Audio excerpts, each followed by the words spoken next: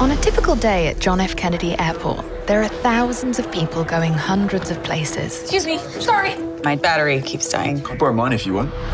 But today, a girl and a boy will meet.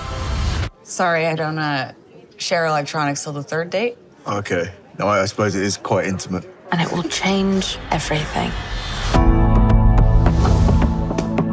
Over the next 6 hours and 47 minutes, Hadley Sullivan and Oliver Jones will fall in love. This is me. Well, this is unexpected. I've always hated airplanes. Then why are you on a 7-hour flight to London? A wedding. You?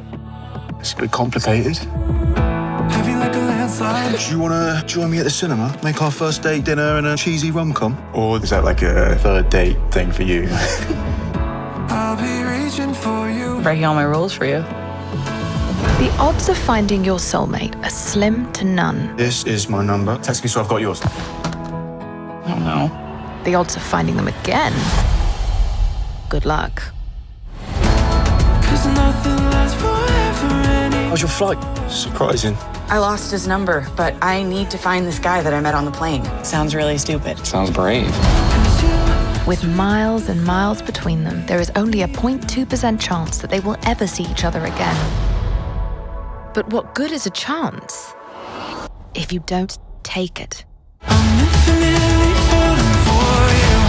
I'm falling. Are we going to talk about her? She could be anywhere, but I can't stop thinking about her. You won't find her just sitting here. Is everything all right? I have to go. I'm falling. I didn't see this coming. Love is a lot of work. It makes no sense. It's not supposed to. I'm infinitely falling for you.